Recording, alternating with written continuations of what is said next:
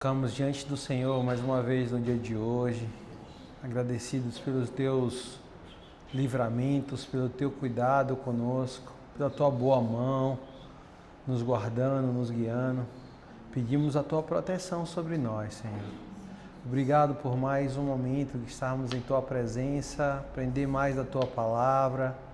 Vem nos edificar, vem nos abençoar, vem fazer com que a tua palavra transborde em nós, ó Deus, e que as mudanças que são necessárias que aconteçam na nossa vida, elas possam fluir, Pai.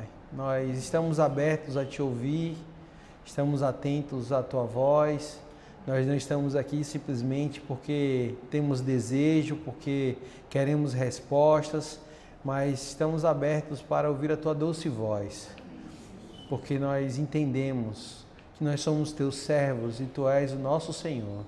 Tu és o nosso Quírios, Tu és aquele que estabelece a Tua vontade sobre nós. E nós queremos Te pedir nessa noite que o Senhor cresça e que nós venhamos a diminuir. Que o Senhor seja exaltado, que cada um de nós, Pai, venhamos estar atentos, submetidos à Tua vontade. Esse é o nosso desejo, fala conosco. Abençoa, Pai, aqueles que já chegaram, aqueles que estão a caminho, abençoa aqueles que estão acompanhando pela internet. Deus, quantos testemunhos nós temos ouvido de pessoas que estão acompanhando, ó Deus, através do YouTube, de outras plataformas, como tem sido canal de bênção na vida deles. Nós oramos, Pai, para que o Senhor proporcione momentos que eles estejam aqui conosco, vivenciando a sala de aula, porque nada pode substituir, Senhor. Muito obrigado, Pai, por cada um que o Senhor tem despertado no coração. É assim que nós oramos, Pai, e assim fazemos, em nome de Jesus. Amém?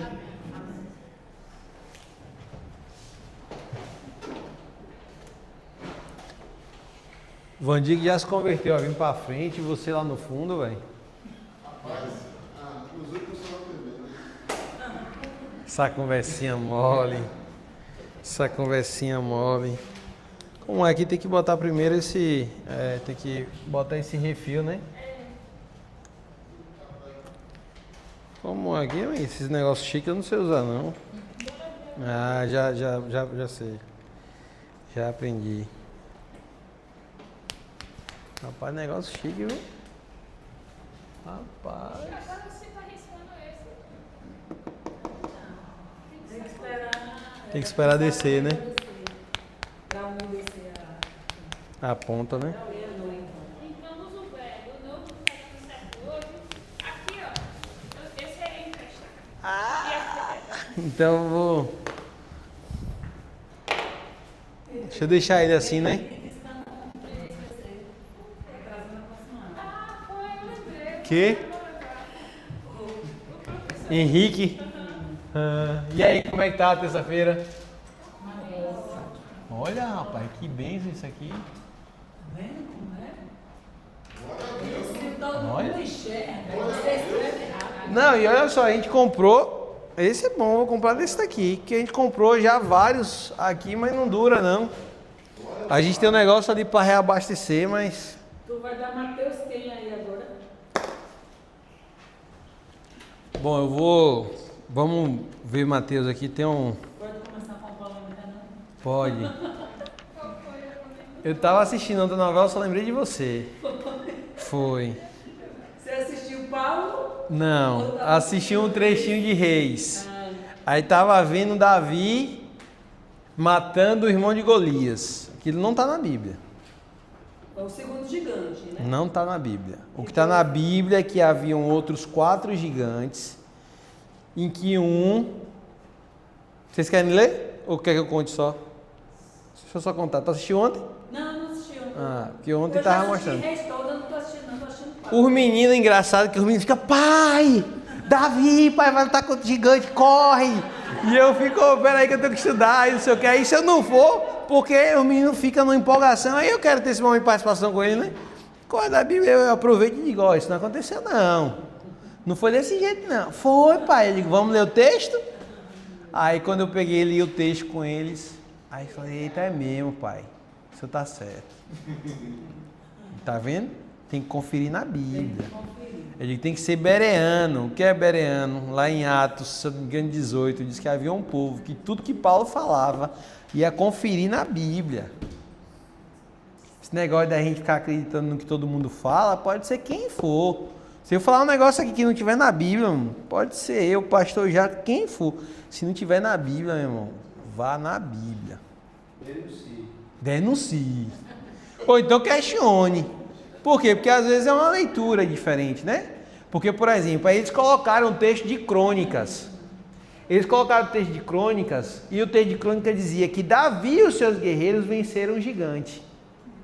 Mas lá em 2 Samuel, e foi bom porque eu estava com a mente fresquinha, porque acabei de dar para a turma de domingo 2 Samuel. Estava fresquinho na minha mente. Eu falei, opa, o texto diz que Davi estava exausto e Abissai vem e salva ele contra o gigante. E eles ainda querem proibir Davi de continuar a guerrear, porque eles dizem assim, como nós vamos permitir que a lâmpada de Israel se apague? Aí depois diz que os outros, um é o sobrinho dele, filho de Simeia, sobrinho de Davi, mata outro gigante, e outros 2 soldados dele matam. O texto relata todos os outros que matam os outros 4 gigantes. Então não foi Davi que matou outro gigante. Davi só matou Golias. E ele ensinou os outros a matar. Mas ele... Ele ensinou os outros que era possível. Era possível, exatamente. Como é que você vai explicar o respaldo dos pregadores? Tem que Davi pegou 5 pedrinhas na beira do rio. Não, eu falo disso, mas não afirmando, porque eu acho que afirmar é o perigo.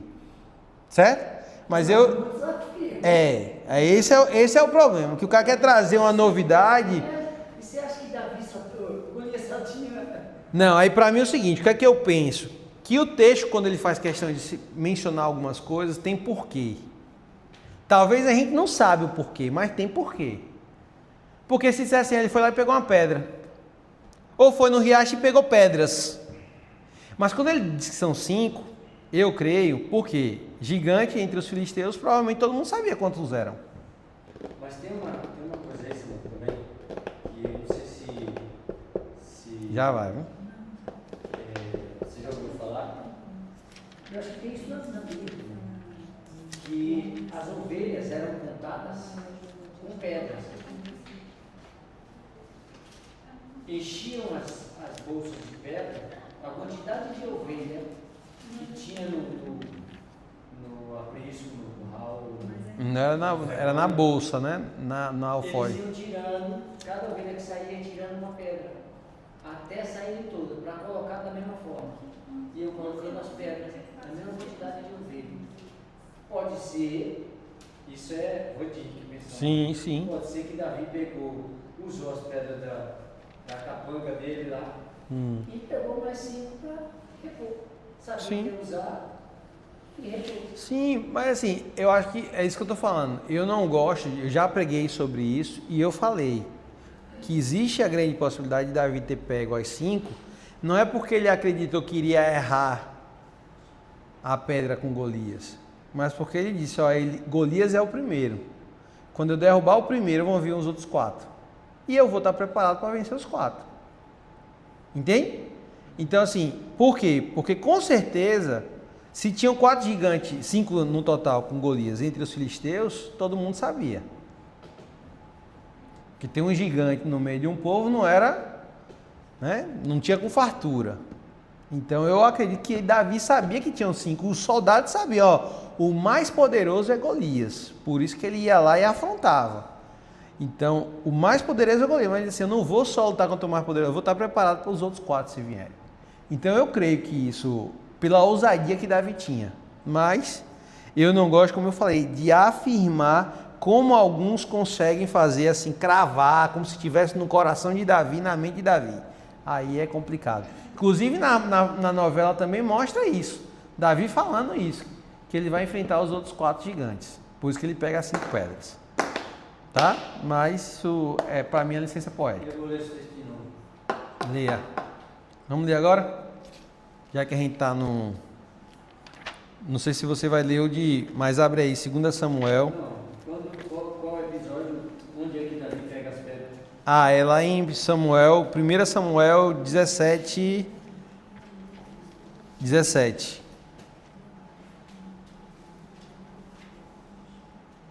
talvez sejam covardes. Hã? Como é? Eu pensei algo assim. Diga. Diga. Não, deixa quieto. Que os gigantes foram covardes dos outros? Não, eu acho que eu pensei algo demais. Primeiro Samuel contando. Não, eu quero ler 2 Samuel, que é onde narra o...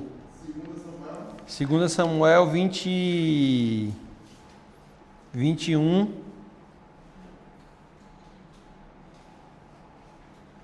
Viu, Neide? Você vai lembrar agora. Vamos ler aqui. O que eu li com os meninos ontem, em casa. 21, 15. 2 Samuel 21, 15.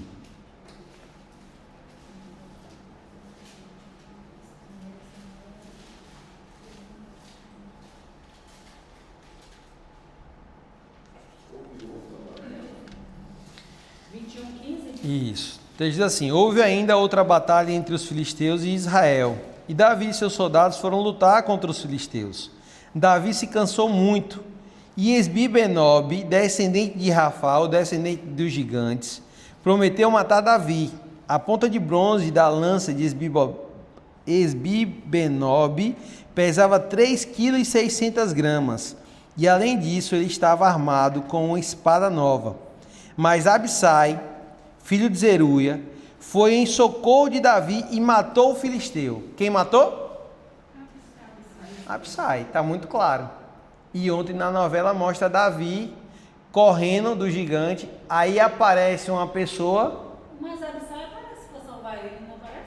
Não, na novela não. O que aparece? Davi está correndo, o gigante está correndo atrás de Davi, e o gigante dizendo, não adianta você correr que eu vou lhe pegar. E Davi, não sei o que, tentando, pega um escudo e joga, aí o gigante tira a onda dele. Aí Davi está lá todo correndo, e daqui a pouco o gigante está correndo, alguém bota o pé e o gigante cai. Aí a pessoa sai assim, dando risada. Eu falei, uma pessoa assim da minha comunidade, eu digo, quem é isso aí? Aí isso era Jesus. Eles botaram Jesus para botar o pé para o gigante cair. Aí quando o gigante cai, Davi vai lá, pega a espada e mata o gigante. Depois assim, alguém fala alguma coisa com ele. Na hora eu fiquei com tanta raiva que eu nem ouvi. Aí ele pega a espada do gigante e corta a cabeça do gigante. Eu falei, não, pelo amor de Deus. Aí eu digo, é Jesus ali? Jesus botou o pé. Na novela, o Jesus que aparece a todo momento é negro mesmo.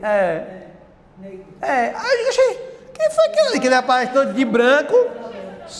Oxe, assista não. Quer dizer. Aí olha só. Aí presta atenção. Soldado de Davi. Cadê? Mas Abissai, filho de Zeruia, foi socorrer e matou o filisteu. Então os soldados de Davi lhe juraram, dizendo: nunca mais sairá conosco a guerra, para que não se apague a lâmpada de Israel. Houve depois outra batalha contra os filisteus em Gobe, e naquela ocasião Sibecai de Uzaf matou Seif, um dos descendentes de... para mim está Rafa, né? Mas aí provavelmente está dos gigantes. Noutra batalha contra os filisteus em Gobe, Elanã, filho de Jaré-Oreguim, de Belém, matou Golias, de Gate, que possuía uma lança cuja haste parecia uma lançadeira de tecelão. Noutra batalha, em Gate, havia um homem de grande estatura que tinha 6 dedos em cada mão e 6 dedos em cada pé, 24 dedos ao todo. Ele também era descendente de Rafá e desafiou Israel, mas Jonatas, filho de Simeia, irmão de Davi, o matou. Esses 4 eram descendentes de Rafá em Gate e foram mortos por Davi e os seus soldados. Então, assim, está dando o nome de quem matou cada um dos outros 4. Aí, quando eu preguei, eu falei que Davi, quando ele mata Golias, ele abre um caminho. Ele gera fé. É possível matar gigantes. E os seus acreditaram nisso e por isso fizeram. Amém? Mateus capítulo 16. Ah, sim, diga a polêmica. Jesus bebeu vinho? Sim. Sim. Sim. Isso eu aprendi com eles. Aí, tá vendo? Sim, mas pergunte. Então, assim, porque ele fala que quando ele vai falar de João Batista, que comia gafanhotos e que não bebia, nem coisava, aí ele fala de Jesus, né? Que ele, além de comer e beber com publicanos, ele é engaradado ao vinho. Só que assim, ó, uma coisa... Não, deixa eu dizer uma que é pior. Chamam Jesus, chamam Jesus de beberrão e comelão. Isso para mim é pior. Só que o que acontece? Porque Jesus gostava... Mateus 11, né? Mateus 11, 17... E aí, Vi? 18, 19, e também está em Lucas 10, 13. Aí eu fui conferir as duas, porque todas as duas falam que Jesus bebeu vinho. E vinho. Porque é o seguinte... Não, mas é porque é o seguinte, entenda. João Batista, ele é... Como é o nome? Não. Nazireu.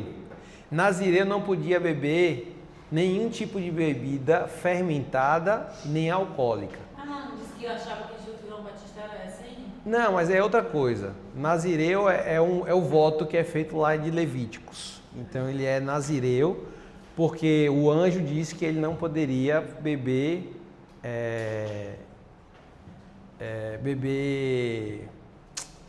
bebidas. Como é que diz o texto? Vamos ler aqui rapidinho. Lucas. Lucas 10, 13. Não é isso não. É no início aqui. É quando está falando ainda do nascimento dele.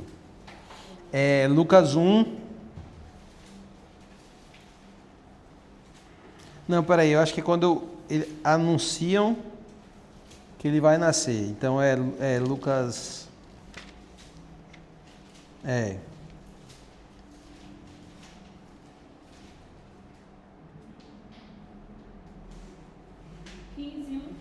1:8. 1:15?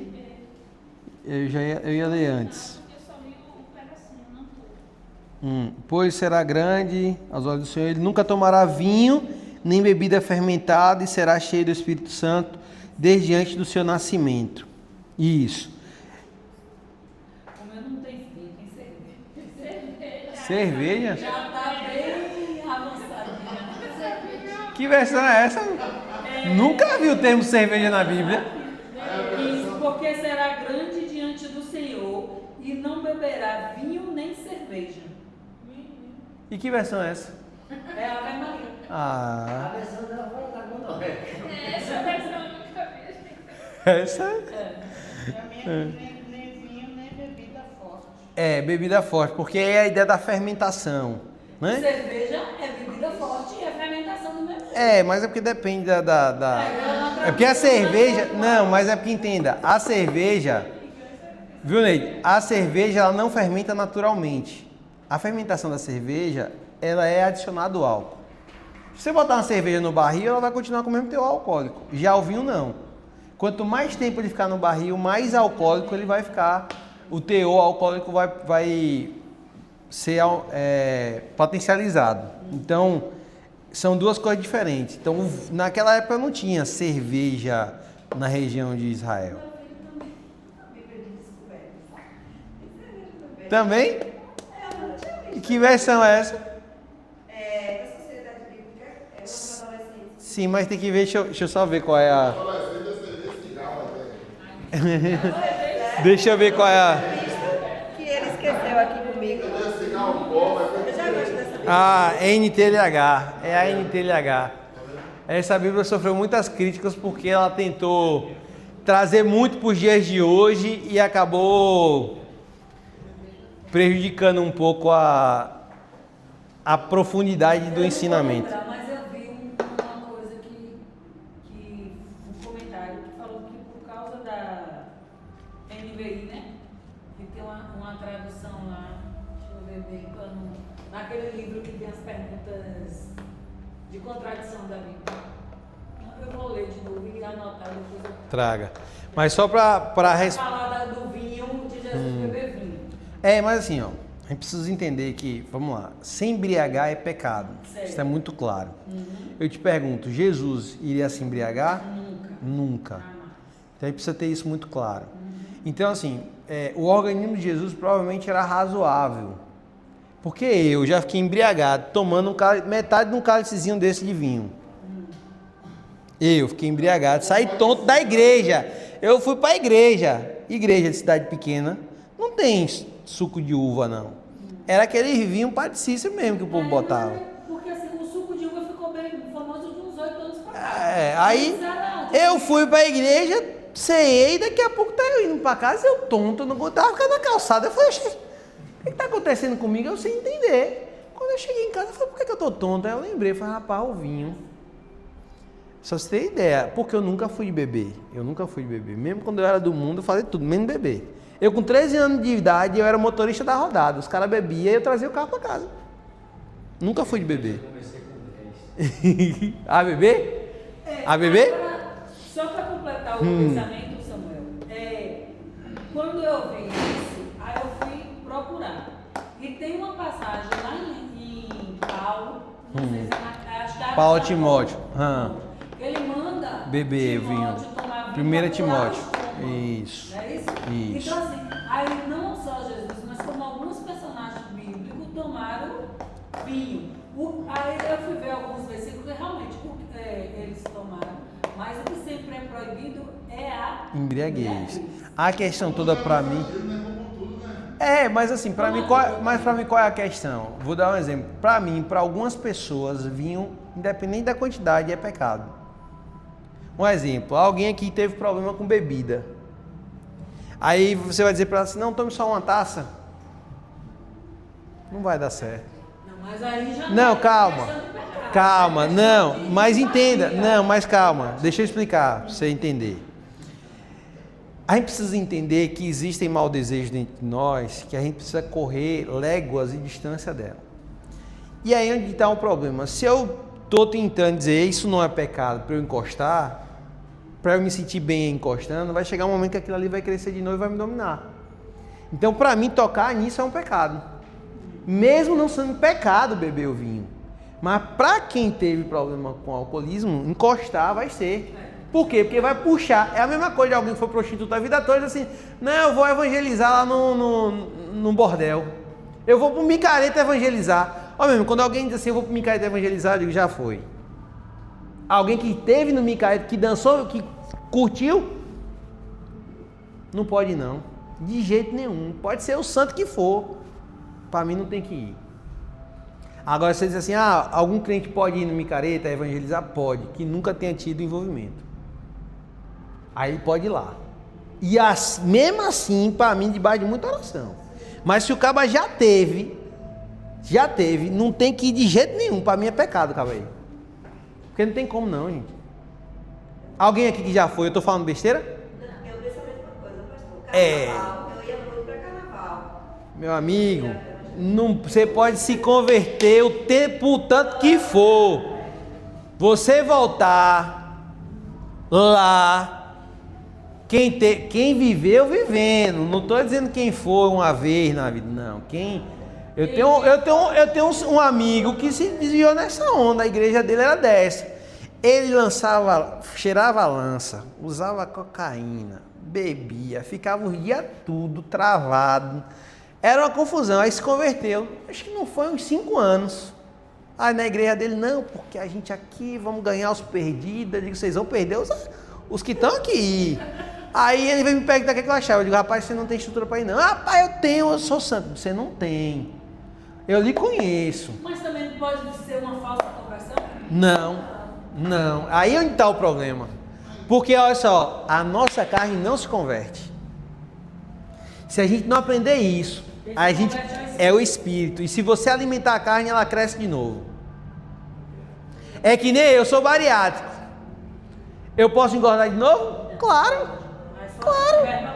Se eu começar a comer de novo, então, eu sou crente hoje, eu matei o meu estômago. Não, é um músculo. Se eu alimentar, ele cresce de novo, eu posso ficar 2 vezes maior do que eu era. É a mesma coisa que quem estava no mundo, se converteu, continua. Se alimentar a carne, volta tudo de novo.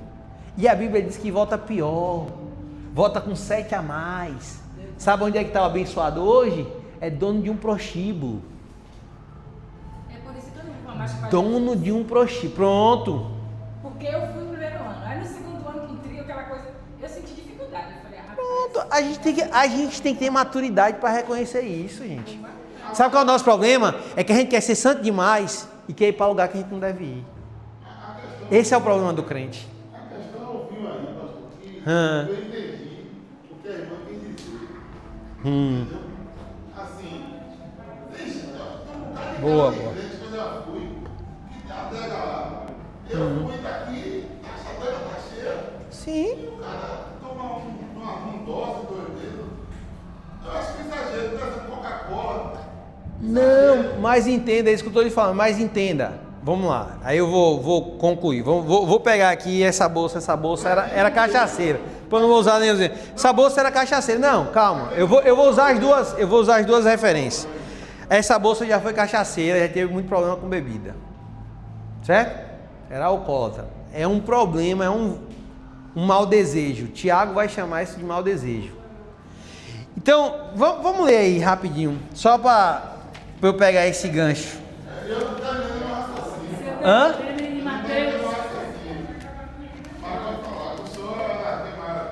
Não, pode falar. Eu falei que eu posso deixar de fazer. E aí, meu tio?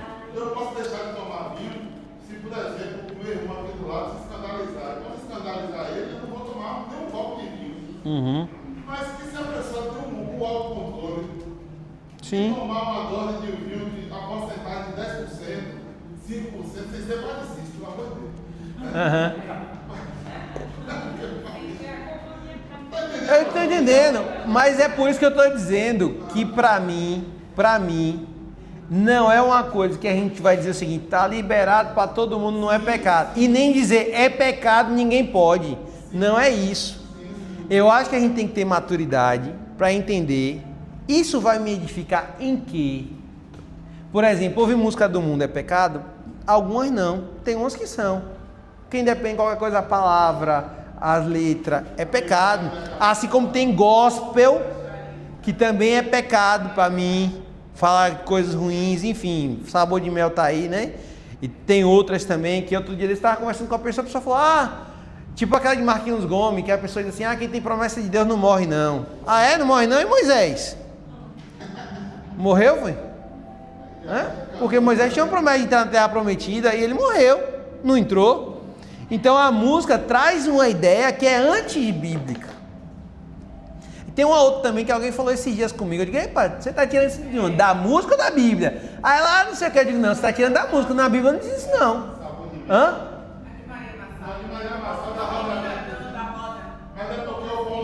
Não, da roda grande passar na pequena. Ali está fazendo uma ilusão, ao meu ver, em Ezequiel.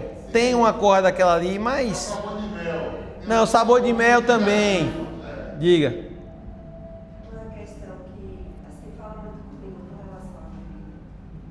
É assim, quando você tem filhos em casa, por exemplo, eles são muito de se espelhar nos pais. Então, assim, você cria, você dá educação, ele pode ver que você não fica bêbado, mas você não sabe que tipo de influência pode causar para ele no futuro, entendeu? Esse era outro ponto. Eu acho que isso para mim... Teve uma mãe que fez ela é crente, nasceu no evangelho, bebia vinho, tinha vinho em casa, o filho, adolescente, começou a beber, só que não tinha maturidade para saber a medida. E ela bebia vinho, bebia a vida toda, tal. Um certo dia o filho carcou o pé, pegou a chave do carro, escondido, bateu com outro coleguinha uns colegas dentro do carro, morreram aqui na João Durval. Isso tem anos. Eu lembro que na época ela fez um vídeo dizendo, você que é mãe, que acha que é normal beber, cuidado. Meu filho morreu porque me via bebendo com o pai dele dentro de casa. E às vezes ele fica com medo. Não, mas o filho não sabe a medida, não tem maturidade. Mas aí eu discordo, porque eu acho que a gente tem que conversar tudo com nossos filhos. Se você acha que eles vão ter maturidade para beber... Sim. Sim. Sim. Não me embriago com vinho. Eu tomo minha dosinha de vinho que eu gosto. Sempre gostei de vinho. Sim. Mas sempre ensinei minha filha que o momento certo vai chegar e ela vai decidir se ela toma também uma dose de vinho ou não. Assim, a gente tem que estar explicando os filhos da gente as coisas. Isso é ótimo. Ela disse que explicava, que ensinava a luz da Bíblia. E ela disse que se arrepende amargamente, né? Eu acho isso perigoso, mas enfim. Jogar cerveja no churrasco na carne, como jogar cerveja na carne. É.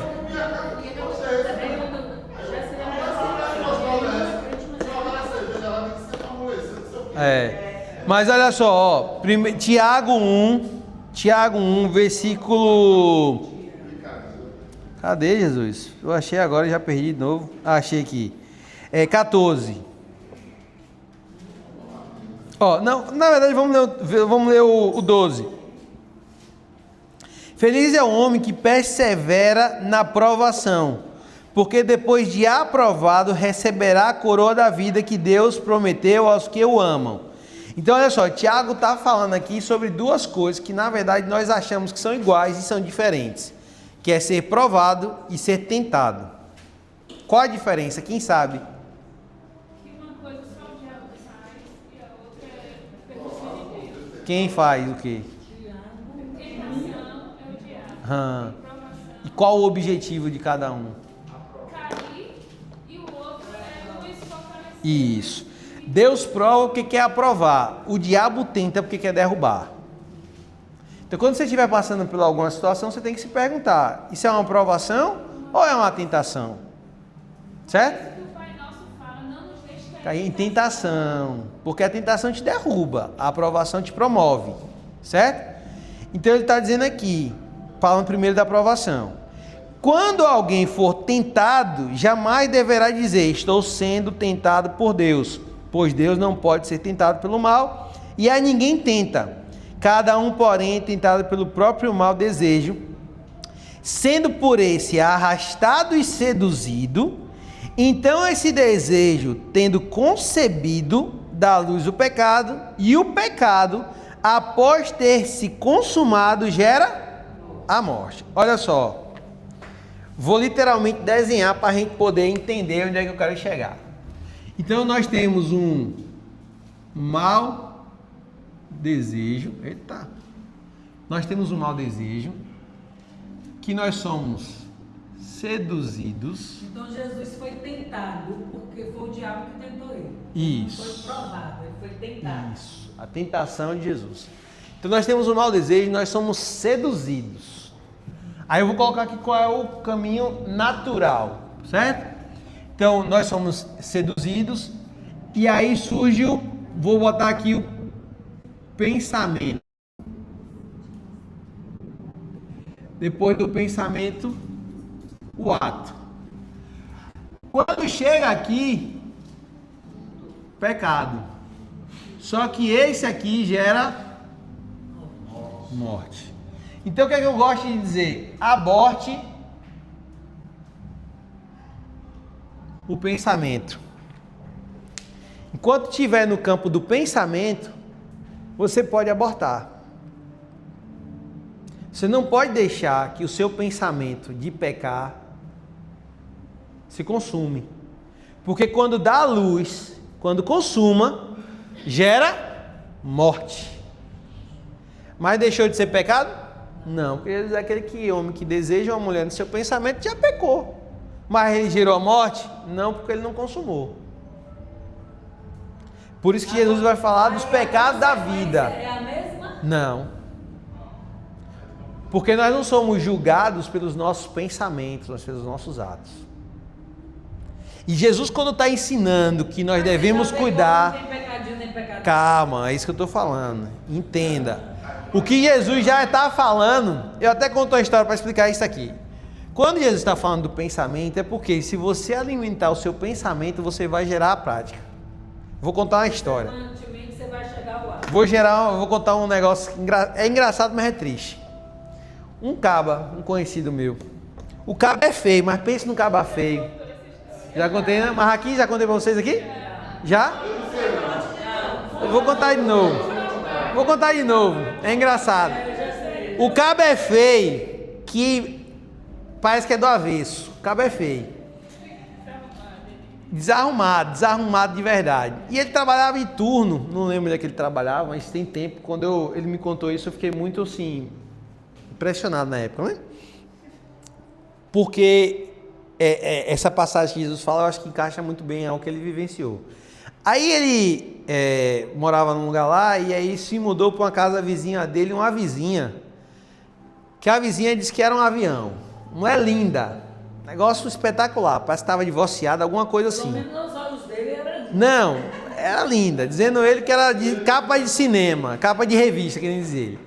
Aí ele disse que começava a ficar pensando na vizinha. Precisa entrar em detalhes, né? E ele, na época, ele dizia que era crente. Crente, mas ele na cabeça dele era algo muito distante. Ele fez, a mulher bonita, a mulher tinha uma certa condiçãozinha. E aí ele disse que ficava alimentando. Aí às vezes via a vizinha de baby doll, ficava da janela, escuriando. Mas ficava assim, isso aqui longe. Aí disse que um certo dia ele chegou do trabalho, a mulher saiu para trabalhar, ele estava chegando. A vizinha, vendo que ele estava sozinho, chegou lá e disse, bateu na porta dele e disse, vizinho, tá cansado, né? Chegou do trabalho agora. Ele, pai, cansado, cheguei agora, a noite toda trabalhando. Ô vizinho, eu tô pensando em farinha ou açúcar, um negócio dele, não lembro agora assim. Aí ele, peraí que eu vou pegar. Ele falou, não, leva lá em casa, que eu vou tomar um banho. Aí você pode entrar, eu vou deixar a porta aberta. Olha. Aí tu pensa o quê? Porque se ele não alimentasse isso, a chance dele dizer um não, muito maior. Mas ele alimentava na cabeça dele. Então ele disse, não, eu vou lá, mas ela não vai querer nada comigo, não. Aí, meu irmão, ali ele já estava pecando já e tudo. Aí ele, pegou o açúcar, a farinha, não lembro agora, foi lá, aí bateu na porta, ela pode entrar, eu tô aqui no banheiro. Aí você vem aqui, eu tô sem toalha, pega aqui a toalha pra mim. Pronto, aí você já sabe o resto. O cara nunca imaginou que a mulher daquela ia querer um cara como ele. Mas o inimigo botar coisa feia, ruim? Sim. Não, quase destrói o casamento dele. A mulher depois descobriu, ele continuou tendo um caso com a mulher há um tempo, a mulher descobriu, quase mata ele, quase mata ela, enfim. Mas para mim o que acontece? O fato dele ter alimentado fez com que ficasse cada vez mais propício. Porque se na hora que ela dissesse assim, vizinho, eu não vou não, dá logo uma cortada.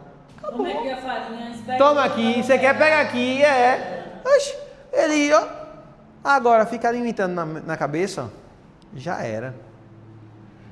É assim ou não é? É. Por quê? Porque o inimigo, ele sabe qual é o nosso mau desejo. Mas, por exemplo, aqui é um copo de cerveja. Como eu falei, eu nunca tive problema com cerveja. Pode botar cerveja, o que você quiser botar de bebida aqui, que pra mim não tá dizendo nada. Mas para quem já teve um problema, se for o copo vazio, tiver uma gotinha ali, ele vai ficar aguando aqui, ó. Não é assim não?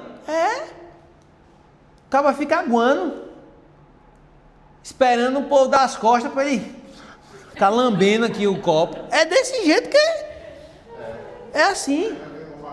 Então o que acontece? É o mau desejo. Vou dar outro exemplo. Teve um cara que eu atendi uma vez que o cara cheio do dinheiro. Sabe qual era o pecado do cara? Roubar. Agora pasme, sabe o que ele roubava? Coisa pequena. Caneta. É cleptomaníaco. Mas tem gente que quer roubar coisa grande, né? Ele não roubava porque ele precisava, não, porque ele tinha muito dinheiro e ganhava muito bem. Mas ele roubava porque era uma doença, era um mau desejo na vida dele. Então se tu largasse uma caneta, um celular assim em cima, e de verdade eu conheço, sabia da vida financeira dele, sabe? Pode ter certeza, não era alguém que precisava não. Ele roubava depois e escondia. Imagina, ele roubou na época, que aquele, não era Nokia, daquele tijolão não, mas era desse que só falava teclado de número, sabe, numérico. Quando ele confessou para mim na época, ele tinha uns... Ele roubava e guardava, não era para roubar, para dizer que está usando, não. Ele roubava só para satisfazer o desejo dele. Imagine que ele tinha, se eu não me engano, eram 12 celulares numa caixa. Eu falei, meu irmão, você tem que dar uma providência. E na época eu era novo convertido, o cara tinha um tempo na igreja, e quando eu ouvi isso, eu falei, meu Deus do céu, como é esse negócio? A mente buga, diga, meu irmão. Conheço também uma mulher que tem boas condições, conheço a família dela, e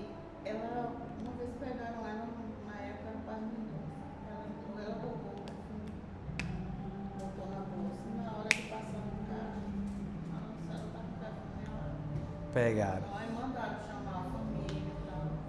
E a partir daí ela começou a pedir ajuda, que ela precisava se libertar daquilo, porque ela não tinha necessidade. Era uma Mas doença. ela roubava, ela não conseguia entrar numa loja, em qualquer comércio para não roubar.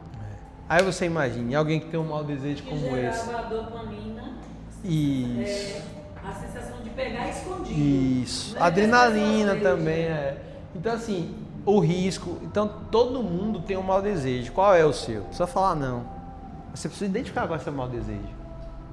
Porque se você não souber qual é o seu mau desejo, você pode correr o risco de se achar forte o suficiente de ficar abraçado com ele e ele levar para o fundo do abismo.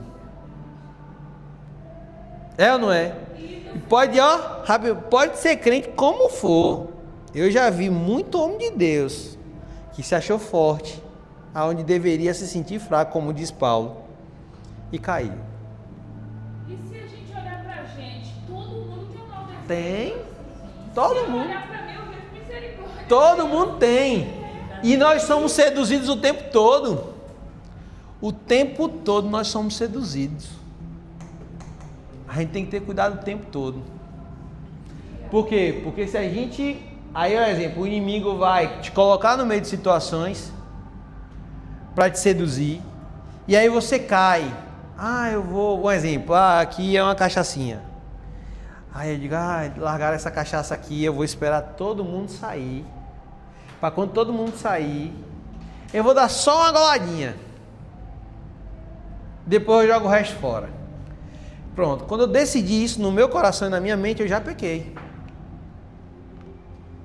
Mas consumei ainda? Não. O que Tiago está dizendo? Que é a consumação que gera o pecado, que gera a morte. É quando o pecado dá luz. Então o que é que eu tenho que fazer? Eu tenho que abortar. Se eu pensei isso, eu tenho que fazer agora ao contrário. Dizer, gente, é o seguinte, ó, eu vou acabar a aula, eu vou ter que sair correndo aqui, porque eu tenho que sair daqui. Não preciso dar justificativa. Eu só preciso sair daqui. Primeiro que todo mundo. Eu não posso ser o último. Porque se eu ficar aqui sozinho com essa bebida, eu não vou jogar ela fora. Eu não vou jogar ela fora. A gente precisa saber qual é o nosso limite. É Paulo que diz assim, ó, é quando o poder de Deus se aperfeiçoa aonde? Na nossa fraqueza. Então Paulo era alguém que tinha fraqueza. Então se Paulo, sendo Paulo, tinha fraqueza, quem sou eu e tu no jogo do bicho? A fraqueza de Paulo era noivo. Nem de só novela. Eita. Mas vamos. Só para em relação à raiz de amargura, que a Bíblia fala pra gente não deixar raiz de amargura no nosso coração. Tipo assim, raiz de amargura, eu não consumo nada, eu só fico dentro de mim, mas ali também é um pecado e tá me matando. O Senhor me orienta em relação a isso. O que para mim é raiz de amargura? Rapidinho. O que é a raiz de amargura para mim? É quando você vai arrancar uma erva daninha no campo e você não arranca a raiz. Você deixa ela lá. Você arrancou uma enxada, pá, mas ficou a raiz lá. O que vai acontecer? Vai crescer de novo. A amargura é isso. Jesus está dizendo que, a palavra do Senhor está dizendo que essa amargura, ela vai ficar ali quietinha um tempo, mas depois ela vai surgir de novo. Ou você trata na raiz, arranca fora, ou você não resolve o problema. Então, para resolver o problema é tirar a amargura. Então, a gente tem muito essa ideia de liberar o pecado, mas eu libero o pecado daquele jeito, né? Vocês já estão ligados como é que eu falo. Perdão. Eu fui dormir 3 da manhã, eu tô o dia todo, só almocei, olha que eu bebi 2 copos de água o dia todo. Tô aqui só pela graça. Hoje foi bem atípico. Aí, o perdão, a gente sempre quer o perdão para o outro de uma forma rígida, para a gente, para o outro, justiça, para a gente, misericórdia, né? Então, a gente quer o perdão de Deus completo, mas a gente não está disposto a dar o perdão completo. Quantas vezes você não já pensou e disse assim, eu perdoo o fulano, mas eu não quero ver mais nem pintado de ouro. A gente não tem essa mania? E que o inimigo coloca desse perdão, é como se você estivesse dizendo, arrancou o caule, mas deixou a raiz. Porque quando você encontrar com uma pessoa, você ainda vai nutrir amargura por ela, raiva por ela. Aí eu vou passar pro outro lado da rua para não encontrar. Não perdoou. Ou então fingir que não viu. Finge que não viu, para não falar. As pessoas que eu tive problema, hoje eu faço questão de ir falar ou de procurar. Ah, é porque você quer se relacionar de novo? Não. Quando a pessoa me magoou, vou dar um exemplo. Essa semana eu tive que ajudar um cara que me deu um prejuízo incrível, gigante, não vou falar de valor, mas me deu um prejuízo alto, o valor de comprar um carro, para vocês terem ideia. O cara me deu um prejuízo na época. E Deus, obrigado, querida. E Deus pediu para eu perdoar ele e eu perdoei. E essa semana eu ajudei ele. E não foi ele que veio me procurar, não. Eu soube que ele estava precisando de ajuda e eu posso ajudar. Eu sou uma das poucas pessoas que poderia ajudar a resolver o problema. E eu fui lá e disse: rapaz, está precisando de ajuda. Ele olhou para mim e disse: você vai me ajudar? Eu vou. Aí ele olhou para mim e falou assim: eu digo, vou lhe ajudar, meu irmão. Amém. Ajudei. Eu estou esperando algo em troca? Não. Eu estou entendendo, porque Jesus diz assim: da mesma maneira, com a mesma medida que você perdoa, você vai ser perdoado.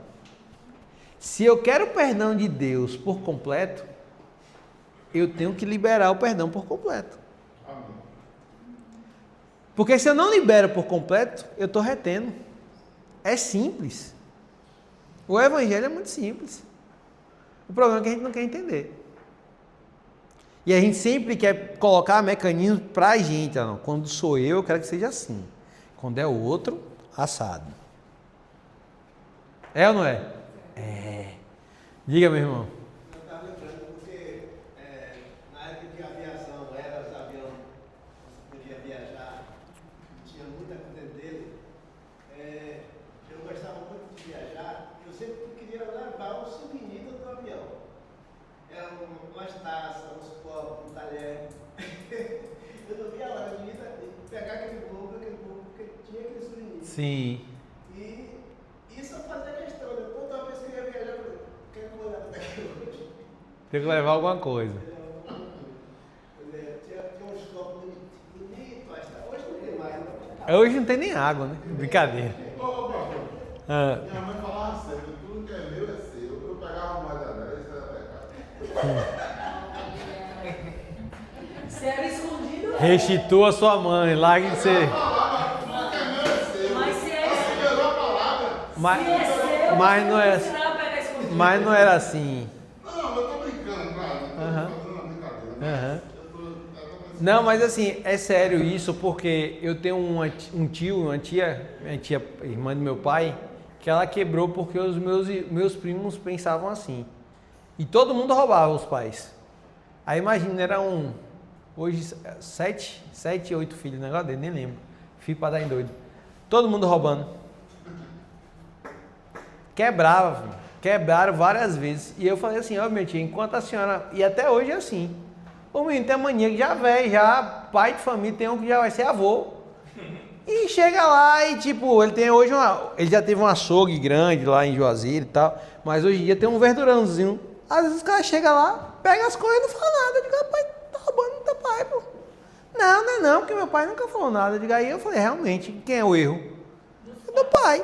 Eu tenho 2 filhos, mas quando eu era pequena eu falava sempre com ele: se precisar de 10 centavos da minha bolsa, você tem que me pedir. Isso. Não pegue uma moeda na minha bolsa sem me falar. Lá em casa, Até hoje, graças a Deus, eu digo a mesma coisa. Ela disse: não sei o que, ele pegou o negócio lá e falou: é do senhor, pai, meu também. Ele falou: epa, esqueça isso. Quer é meu, quer seu é seu. Vá trabalhar. Mas eu estou falando isso não no sentido de... A gente precisa gerar responsabilidade. Por quê? Porque, de novo, graças a Deus ou não, eu tive essa referência da minha tia que ganhou muito dinheiro, mas quebrou várias vezes porque não tem santo que aguente, filho. Não tem, não. Pode ganhar o dinheiro que for. Meu primo, o meu primo, que é o mais coisa assim, que é o que destruía mesmo, meu primo fazia rodada de fliperama na época para todo mundo com o dinheiro do meu tio. Se meu tio sonhasse aquilo ali, meu Deus do céu. Era uma loucura, mas enfim. Vamos para as apresentações. Eu ia falar de Mateus 16. Quem fez? Levanta a mão. Só? Das parábolas.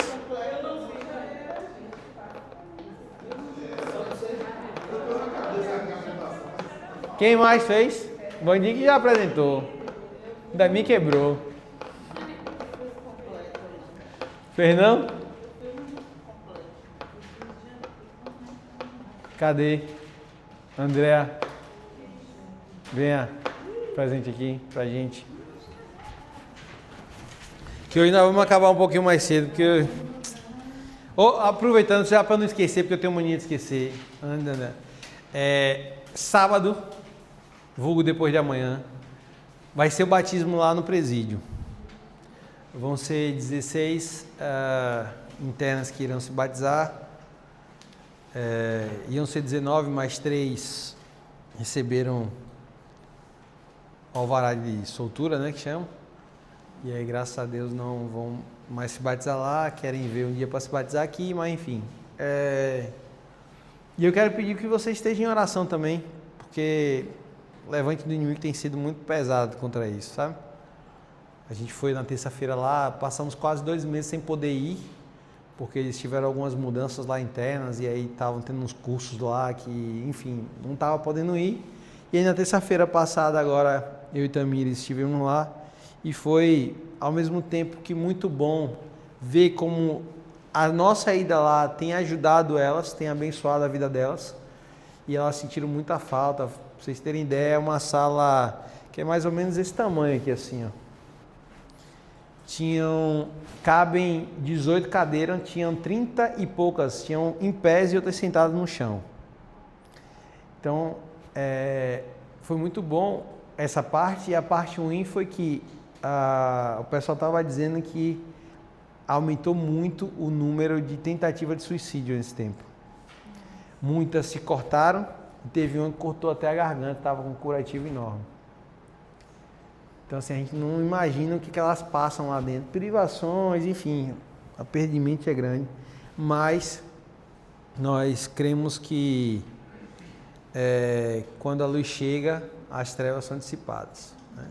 Então, nós estamos ali e, ao mesmo tempo que a gente percebe que está sendo bênção, a gente está incomodando as trevas. Então, estejam em oração, se vocês puderem, até jejuar no sábado, em prol disso. Eu faço essa convocação para que a gente esteja orando para que esse momento seja... Nós vamos ter a oportunidade de pregar para todas as mulheres. São 112 no último número que me passaram, né? Que geralmente vão 20 e pouquinhas, mas lá no pavilhão são 112. Então, todas elas vão participar do culto do batismo. Então, nós vamos ter a oportunidade de ministrar para todas elas.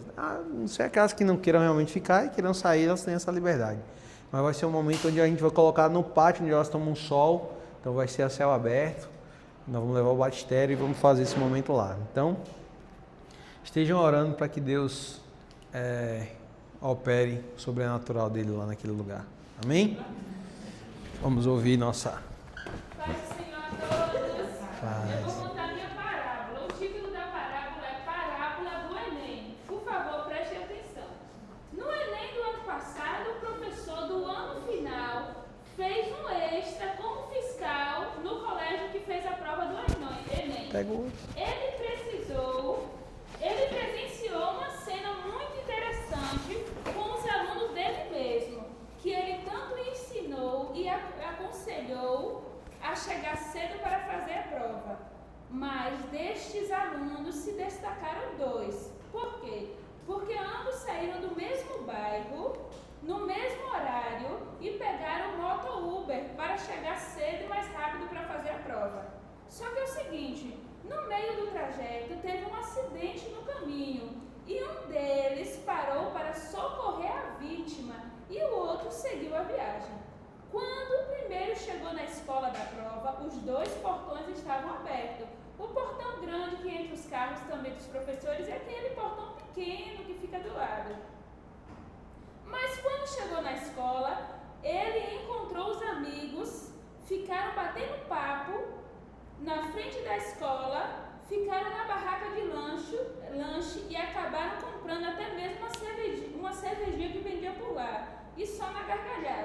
E o tempo foi passando, e o entretenimento o distraiu com os amigos. De repente, o tempo passou, e aquele menino que parou para ajudar no acidente chegou suado e entrou no último minuto do segundo tempo, pelo portão menor, mais estreito, que estava aberto. E como ele estava preparado com caneta, água, lanche, entrou, fez a prova, passou e agora está no lugar que ele sempre desejou. E os outros, quando se deram conta, correram para entrar, mas o portão estava fechado. Pediram para o porteiro abrir, pediram para o professor ajuda, mas o professor disse que não podia mais fazer nada por eles porque o tempo já tinha acabado. Qual foi a minha parábola? Parábola das virgens? Não.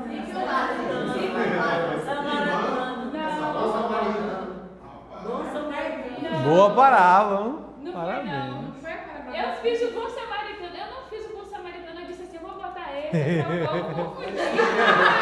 Mas não é do bom samaritano, não. E aí? E aí, qual é essa? Não. Sério? Não é a parábola das virgens? Não. Não é das virgens? Rapaz, a história foi tão longa que eu me perdi na Não. palavra. Foi longa não, foi boa. boa. Essa palavra não. Sabe qual foi? Da porta estreita. Ah, a porta Da está. porta estreita de Ele passou Lucas. pelo portão. Grande. Porque o último é o primeiro. Lucas capítulo 13, de 22 a 30. O personagem, a porta, o pai de família, as pessoas que batem na porta e os salvos no reino dos céus que recebem o galardão. E os derradeiros serão os primeiros e os primeiros derradeiros. Isso me chama muita atenção nessa parábola. Que os derradeiros serão os primeiros. O caminho largo, o caminho do pecado, o mais fácil. Aí o que a parábola nos ensina? Viver de acordo com os ensinos de Jesus, submissão a Deus e a sua vontade, obediência, que é para entrar na porta estreita, entrar pelos princípios de Deus. A porta é Jesus, que leva ao céu. O único mediador entre Deus e os homens, Jesus homem. 1 Timóteo 2,5. Porque há um só Deus e um só mediador entre Deus e os homens, Jesus Cristo homem. Essa parábola da porta estreita e larga me chama muita atenção, porque Jesus mesmo disse que eu sou a porta das ovelhas. É assim, pronto, essa é a minha parábola. Parabéns. Você agora, Daniel. Eu vou criar. Oxê, Perdão, eu vou criar. vai criar agora? Vou falar agora. Aí, mano. Vamos lá, né? Vamos. A minha parábola. Quer o microfone? Boa noite. Quase ninguém. Não, vai não. Existiu um grupo de pessoas que foram viajar, né? E aí teve toda aquela organização, fizeram uma oração, né, dentro do ônibus, e eles foram para um determinado local, e nesse percurso estava todo mundo feliz e alegre, conversando, descontraindo, e eles chegaram no local. Quando eles chegaram no local, o rapaz estava instruindo, falando para eles: olha, vocês vão ficar aqui e não saem enquanto eu der a ordem. E ele sempre estava direcionando esse grupo. Mas teve um que se empolgou e acabou se dispersando desse grupo, porque ele, por algum momento, se distraiu, se perdeu e acabou se perdendo no meio da multidão. E aí esse cara ficou preocupado, porque estava com todo o grupo ali. Ele falou: olha, eu estou vendo aqui vocês, mas cadê aquele que estava aqui e sumiu? E aí eu acabei querendo essa parábola agora. Será que deu para vocês entenderem que parábola é essa? A ovelha perdida.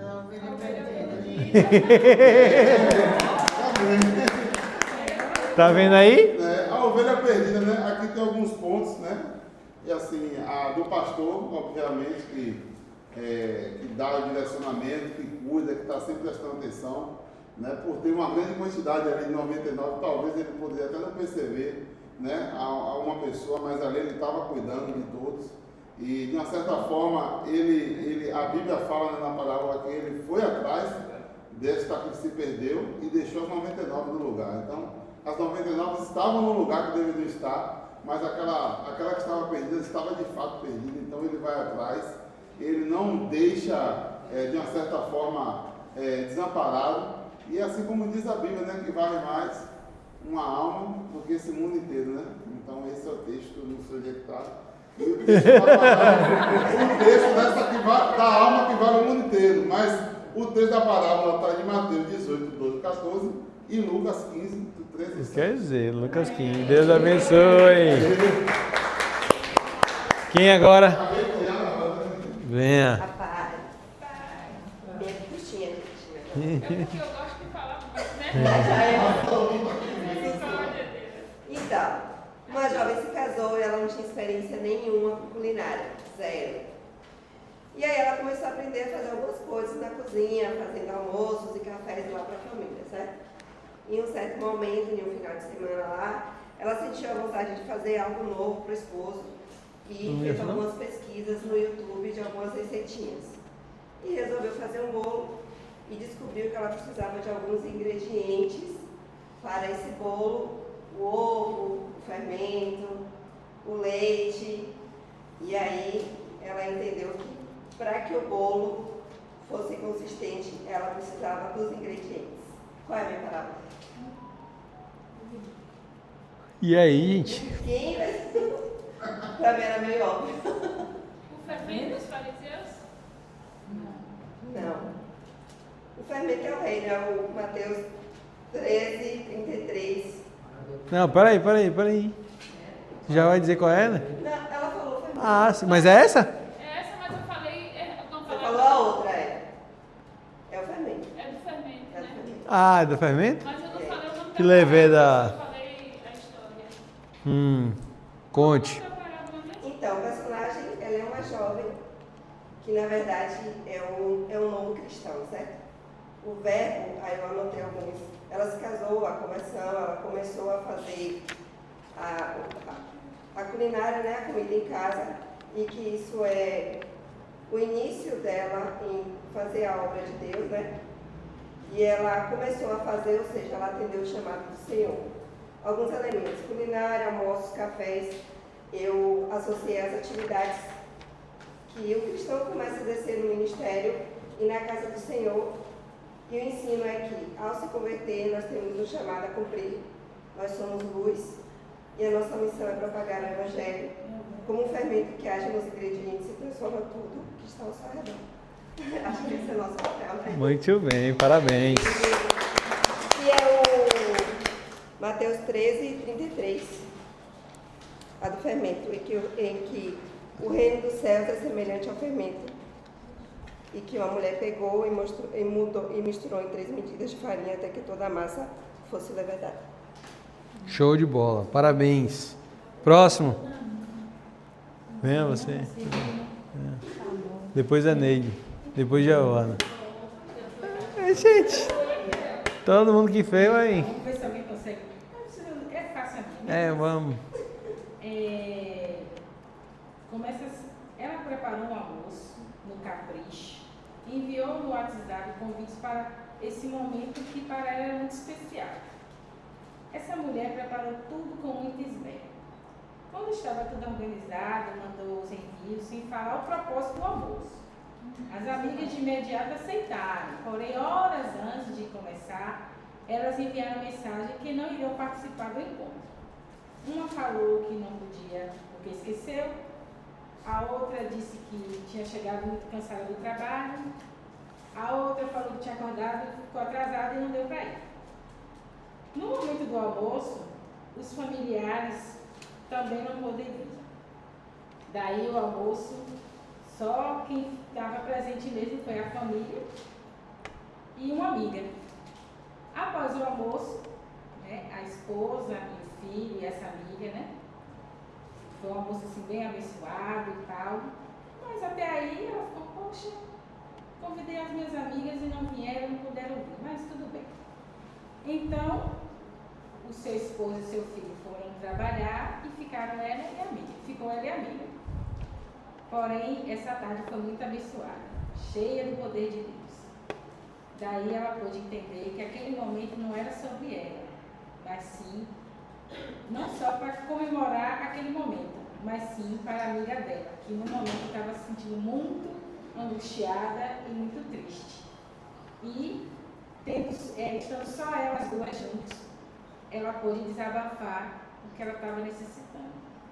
E isso aconteceu comigo, viu? É? Verdade, isso quer dizer que foi Vocês imaginam que Rapaz, eu pensei. Hã? os convidados. É das bodas dos convidados. Os convidados. É do banquete, é a parábola do banquete. eu arrumei tudinho, fui deixei tudo arrumado, chamei as amigas e tal, aí na hora ninguém podia ir, aquela agonia toda. Tá. Nem minha família foi. Eu falei, meu Deus, não tem expressão pra mim, ninguém foi. Mas Deus confortou meu coração, sabe? Aí tá. Aí essa amiga foi, a gente começou a conversar, ela falou assim, amiga, eu falei assim, poxa, nem tua sogra, ninguém da tua família, eu falei, só meu filho, meu marido e você, e agora? Bora conversar. E ela começou a contar o que estava acontecendo na vida dela, né? E aí eu pude entender, ela também, que estava tudo certo ali por Deus, que era para nem a amiga da gente ir, porque se tivesse as nossas amigas, ela não ia ficar com vergonha Sim, de falar. não iria contar, né? É, e se tivesse alguém também da minha família, ela ia ficar com vergonha de falar. Então, aquele momento ali foi pra gente mesmo, né? Que ela pôde desabafar e continuar a vida dela. E a palavra é a palavra do banquete, né? Do grande banquete. Grande a mesa, banquete. que é a comunhão, a alegria no reino de Deus, os convidados, os não crentes, né? O anfitrião Deus, convidado todos a participar, os servos crentes, profetas, apóstolos e a igreja que anunciavam o convite ao reino. Essa palavra nos convida a refletir sobre a nossa resposta ao chamado de Deus e a valorizar a oportunidade de participar do seu reino. Compara o reino de Deus a um banquete preparado, um homem rico onde muitos são convidados, mas poucos aceitam o convite, destacando o convite universal à salvação e à refeição por parte de alguns, e a inclusão de outros que antes eram considerados marginais. Bom. História da vida real. Tá vendo aí? Parabéns. É. Aproveitar, tem um sermão cantado de Marco Teles, O Grande Banquete. Top demais, vale a pena ouvir e assistir. Manda no grupo aí dele. A minha parábola é sobre. Não, conta a parábola. É sobre um tema bastante conhecido. Então vocês vão descobrir rápido. Novela da Record. Bem atípico. Nádia tem uma Deixou sem que eu diga, né? Nádia tem uma chácara aconchegante. Diga. Nádia tem uma chácara aconchegante, onde vive com a sua família. Ela recebeu a visita de alguns amigos e foi uma tarde maravilhosa. Helena saiu para dar uma volta e resolveu colher laranja. Estava ela chupando a laranja e jogou os caroços no meio do jardim. Alguns anos depois, Helena voltou para visitar Nádia e viu um pé de laranja carregado de frutos no meio do jardim. E ela perguntou a Nádia por que aquele pé de laranja estava fora do pomar, ali descentralizado no meio do jardim. Nádia disse: quando eu percebi o pé de laranja, estava grande e cheio de flores. Aí ela ficou com pena de tirar e perder a grande quantidade de frutos que aquela árvore prometia dar. Qual é a minha palavra? Hã? Parece. Parece. Eu achei que era, mas Mas quando eu vi, não foi pra ela. Não, peraí. Parece, mas não é. Parece, mas não é. Vamos encontrar os elementos aí. Helena. Não. Semente. Semente. Grande quantidade de frutos, né? Árvore grande. Parábola do grande mostarda. O grande mostarda. Grande mostarda. Aí. Tá vendo aí? Para semear, não precisamos de muitos preparos, pois o Espírito Santo está pronto a executar a obra em todo o tempo. Assim é a palavra de Deus. Lançamos a pregação e o Espírito Santo faz com que ela se multiplique e converta os homens em todo o tempo. Parabéns, muito bom. Bora, Gil. Ah, venha.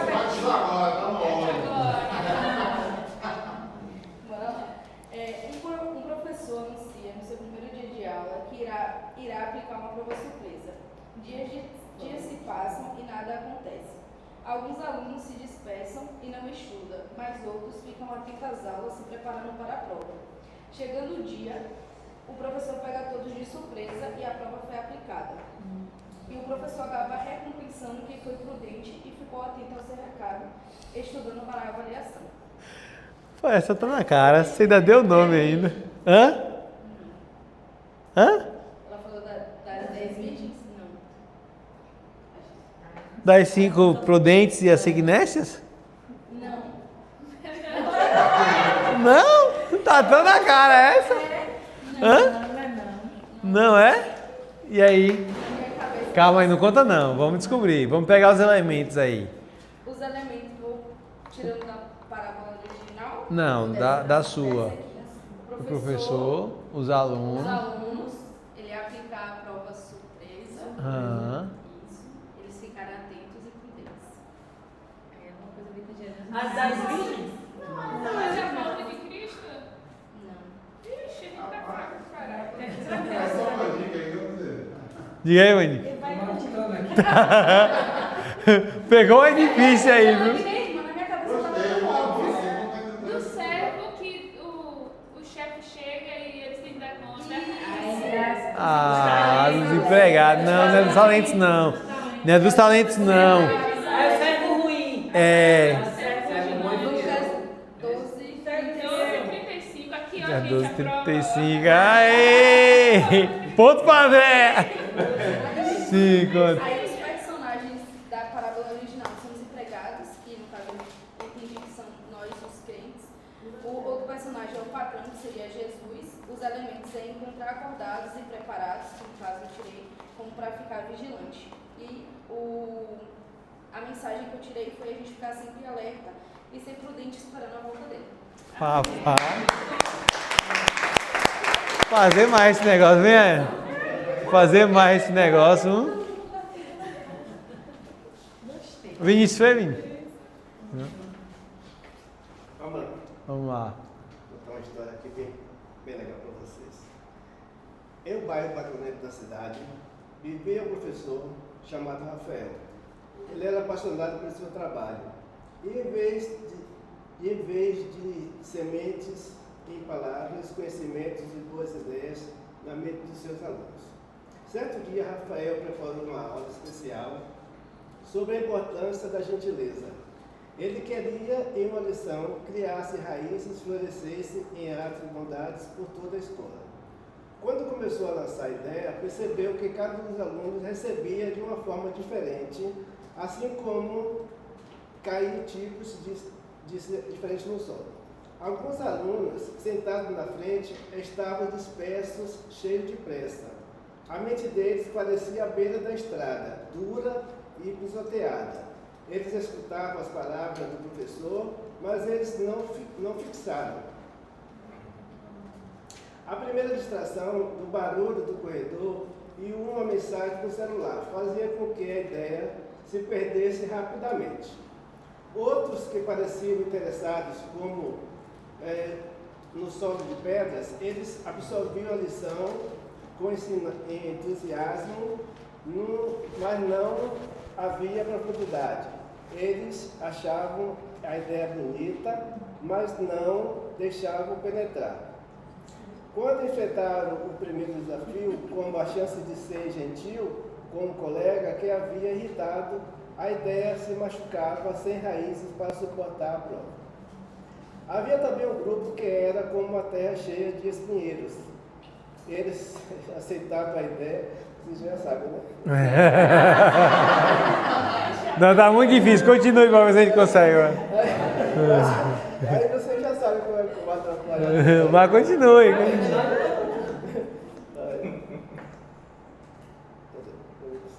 que eu me perdi aqui.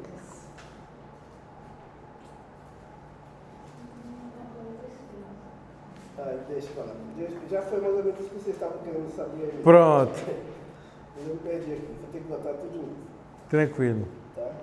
Mas a ideia é essa daí, né? É a gente criar uma ideia em cima de outra ideia e mostrar que cada um tem uma maneira de se tratar, né? Assim como esses alunos tinham várias maneiras de cada um tem um trato, né? Uns percebem, outros ficam prestam atenção, outros ficam mais espertos. E assim é a nossa vida, né? Cada parte da nossa vida tem esse tipo de sentimento, né? Então, se a gente pode realmente ser uma terra boa e florescer, que nós sejamos igual à semente ao semeador, né? Amém. De uma plantação. Amém. Muito bom, meu irmão. E aí? Mais alguém? Júlia? Completei a minha. Ainda não? Completei a minha, deixa eu completar. Vai ficar faltando Júlia e Vini. Vou terminar. Vai terminar? Não, Deise. Hã? Tá incompleto? Essa menina aí, É. Eu não fiz ainda. Fez ainda não? ali é a Fernanda de óculos. Eu já fiz. Então pronto. Já foi, já. Já foi, que foi R$ 4. Pastor, tem que botar a minha mulher aqui também, tem que botar um pouco para pregar. Então, eu quero fazer um curso, é porque eu tô muito corrido. Deixa eu até dar um... Não vamos falar de Mateus hoje, não. O professor, só voltando no pedaço, o senhor ensinou pra gente os 3 tipos de vinho do tempo de Jesus. Isso. Mas o senhor não falou aqui pra minha amiga Ney. Ela já fez raízes. Então, tu já fez. Já fiz, É. mas Mas a questão dela não é essa, não. não era do mundo. Era se Jesus. Todo mundo já ouviu falando sobre isso, né? Sumiu. Os 3 vinhos de rio? Não? Não, me diz aí que tem situações que eu fico doidinha. É mesmo? Então vamos lá. Aí, vocês têm que pegar as coisas, gente. Senão eu penso que eu já vinho. Temos 3 tipos de vinho: o suco, o fermentado. Ah, o suco não é vinho, né? Calma, é vinho. No tempo de Jesus era vinho. Não tinha o nome suco de uva, suco de maracujá, suco de manga. Era vinho. E o... Vou botar assim, alcoólico, que é o que é adicionado ao álcool. Então o que acontece? Esse é cantina da Serra, né? É que não, é o Pai de Cício, Aqui é o Del Valle, aqui é o, como é que fala? Um que é bem famoso, que é fermentado. Ô, pai. Hã? Pérgola. O Pérgola, aqui é o Del Valle. Bota aí Casa da Madeira. Pérgola, o carro da madeira. E aqui o Primeiro é o suco. Pai de Cícero. O Pai de Cícero, meu irmão, o cara, na hora que abrir, ele já fica embriagado já. É? Ele é cachaça, é só cachaça. Meu amigo, teve uma vez na escola que compraram dele, fizeram uma vaquinha para comprar, para tomar com Coca-Cola. Aí tinha um cabozado que dizia assim, eu bebo, eu não sei o que. Aí os caras botaram 2 dedos de vinho e um copo grande, toma de Coca-Cola. Oxe, o bicho, na hora que tomou, começou a falar besteira, falar mal de todo mundo. Rapaz, a gente começou a tirar onda com esse bicho, foi uma resenha. Na minha lua de mel, quando eu fui pro hotel, cortava uma taça de vinho lá. Aí eu tomei, mano. Laranjada. Foi dormir.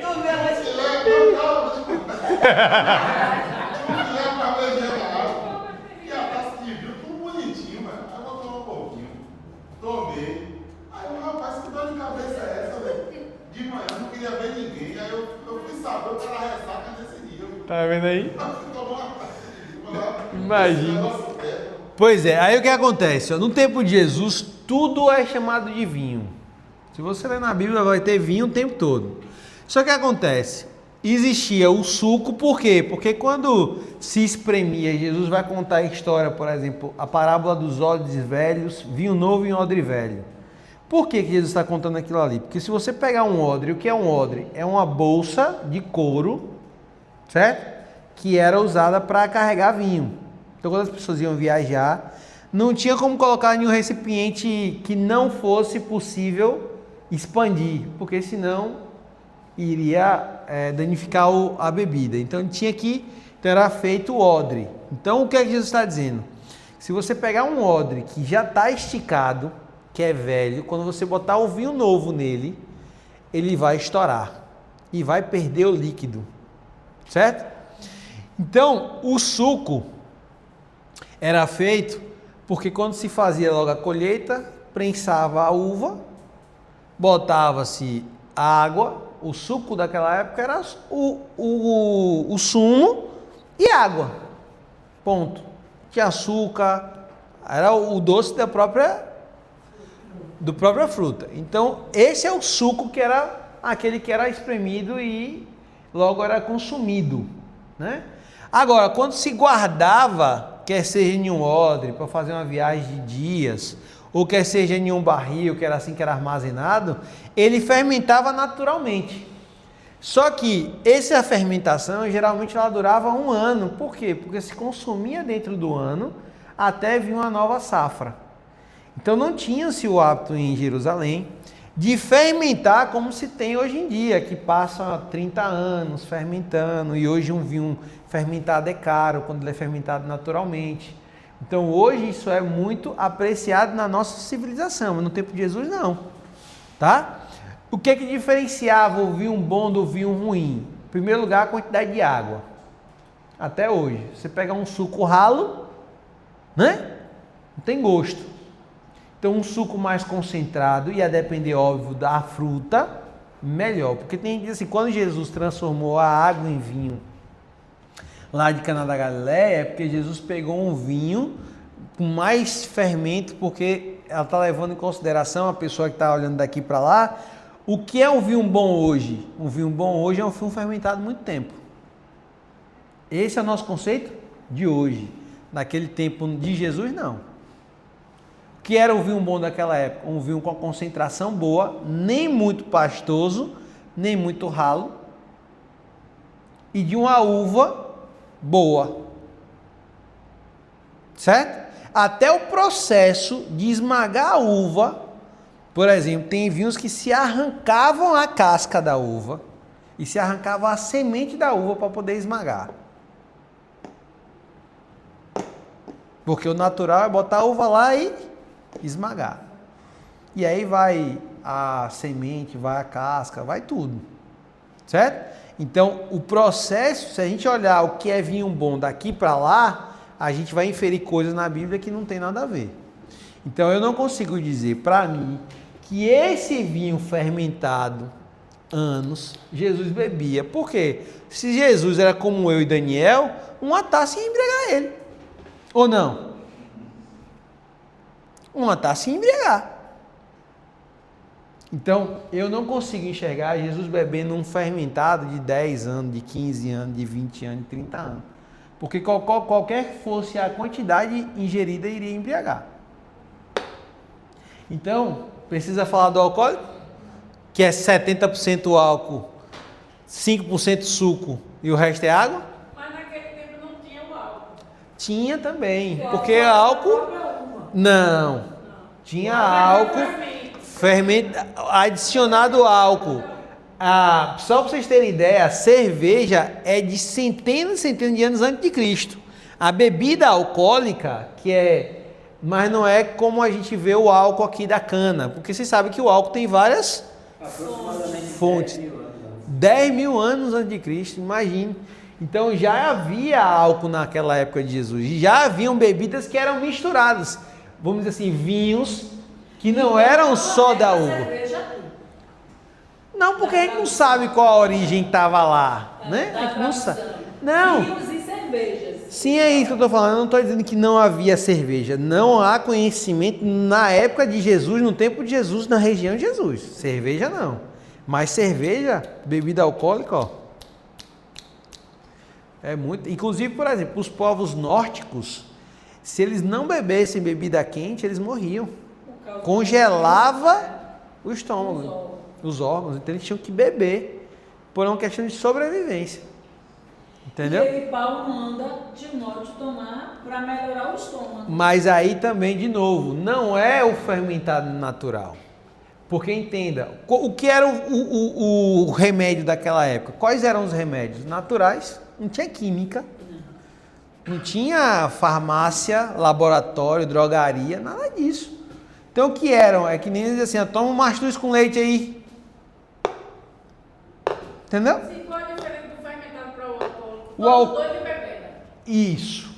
Só que, por exemplo, esse fermentado depende da quantidade de tempo que ele fermenta. Entende? Então, quanto mais tempo, tanto que existe hoje os profissionais que eles conseguem degustar o vinho e dizer assim, esse vinho tem 30 anos. Por quê? Porque quando ele bebe, ele consegue identificar o teor alcoólico daquele vinho e ele diz assim, esse vinho estava num barril de carvalho. É porque quando ele fermenta, sempre vai ter teu álcool. Isso. Sempre vai ter. Mas quanto maior o tempo, mais alcoólico. Isso, é isso que eu estou falando. Eu não sei qual a medida, até porque eu não sou especialista, não sou de beber. Eu não sei qual é a medida dessa fermentação natural que não embriaga. 2 anos, 5 anos, não sei. Entendeu? Então, rapidinho, só para concluir. Então, o que acontece? Eu uma vez estava fazendo um jejum de bebida, estava tomando, só tinha suco de uva. Eu tomar suco Del Valle. Eu tomando um monte de suco Del Valle, eu fiquei grogue. Eu fiquei. Vocês têm ideia como eu sou fraco de bebida. Eu fiquei grogue com suco Del Valle. Então, eu evito até o excesso, né? Não tinha água, não tinha água de coco, só tinha suco Del Valle e outra coisa lá que eu não bebo, só tomo suco Del Valle. Mas, assim, aí o que é que eu entendo, de novo, só para resumir. Para mim, eu estou colocando aqui como suco para vocês entenderem que era a colheita e a produção ali nos meses, tá? Por quê? Porque a colheita era anual. E tinha tipo de uvas que eram assim, ó, um exemplo. Tem tipo de uva que dá de janeiro a março. Aí tem outro tipo que dá de abril a junho. Aí cada um, mas todo ano tinha colheita de uva. Mas cada uma em uma época diferente. Então essa daqui só vai dar em março do outro ano. A colheita. Entende? Então havia tipos de uva diferentes para resistir ao clima diferente daquela região. A uva? Sim. Eu trabalhei numa fábrica de uva e lá a maioria a colheita era a mesma, mas tinha uva que era na contra-safra. Porque eu cultivo no quintal. Eu tenho aquela Isabel e a cada 6 meses eu tenho uva. Pronto. Eu sempre plodo na lua crescente e de pó da mesa são 5 meses. Tem uva que dá 2 vezes no ano e tem alguns que chega a dar 3. Mas não é com quantidade. Mas a uva, os pés mesmo de coisa, é anual. Isso eu estou falando porque eu trabalhei na fábrica, mandava a produção toda para fora do país. Chamava Frutimag. Com 18 anos fui trabalhar lá, trabalhei de peão, podando as corras lá. Você tem lá? Nada. Eu não sei hoje se desenvolveram alguma tecnologia que poda mais. Fui tem uns 3 meses. Ele disse que na tradução tinha toda, lá em provérbio, que ele chama ônios, né? O vinho era chamado de ônios. E esse ônios era com teor alcoólico. Sim. Lembrou a conta dela? Uhum. É isso? Mas aí é a questão, é isso que eu estou falando. Seria o fermentado. Mas qual o teor? Deve ser o teor baixo. Porque, por exemplo, ó, vamos falar lá de Noé. O texto fala que Noé produziu a vinha, fez o suco e ele mesmo se embriagou. Por quê? Porque ele bebeu em excesso. Ele tomou demais. Então, porque se eu tomar o suco Del Valle, eu me embriago. Imagina. Aí tem lá também que o vinho alegra o coração do homem. Então tem várias passagens na Bíblia que falam sobre o vinho. É por isso. Várias passagens que falam também. E o problema não é o vinho, é a quantidade do vinho. E é por isso que eu quero dizer de novo. Por isso que eu não digo o vinho é pecado. Eu não digo. Se alguém diz isso, não tem problema. Eu não digo o vinho é pecado. Agora, se você me perguntar aqui, você acha que deve beber? Aí a cabeça de cada um. Olhando por isso aí, a gente pode lembrar quando Deus pede a Arão que quando for falar com ele, não bebesse bebida forte. Então, quando a gente for ter com Deus, a gente tem que estar Sóbrio. limpo, sóbrio, Não, e o que eu falo é o seguinte, ó, por exemplo. consciente. Porque, por exemplo, ó, ninguém diz, estou embriagado. Quem bebe, não diz. Não diz, não. O Pode cara tá ali, já tá feliz, já tá falando besteira, já tá todo serelepe, mas não diz, estou embriagado. Feliz não, é traçando a linha, porque quando a gente está bêbado, a gente traça uma linha para andar e aí começa a andar naquela linha ali, mas Aí você quer ver- faz uma curva que Pois ninguém é. sabe onde ela Aí vai. você quer ver na minha família como é que funciona a brincadeira? É quando o cara começa a falar besteira assim, faz um 4 aí começam a contar até 10. Se o cara vai ficar assim, até 10, aí tá vendo? Não tô embriagado ainda. Mas se ficar assim, e a resenha é essa. Porque quando os primos começam a beber, começam a falar besteira, um falar mal do outro e tal, o pau quebra, né? Aí fica aquela confusão, e já tá bêbado. Tô não, porque ninguém quer dizer que tá bêbado, né? Tô não, tá. Faz o 4 aí pra ver se não tá bêbado. Aí a maioria... Essa é a brincadeira na minha família. Todo mundo inverna, né? Agora, de novo, eu acho que é algo que a gente precisa ter muito cuidado para não ser... E a pergunta também é o seguinte, você é capaz de ficar sem o vinho? Porque qualquer coisa que te domina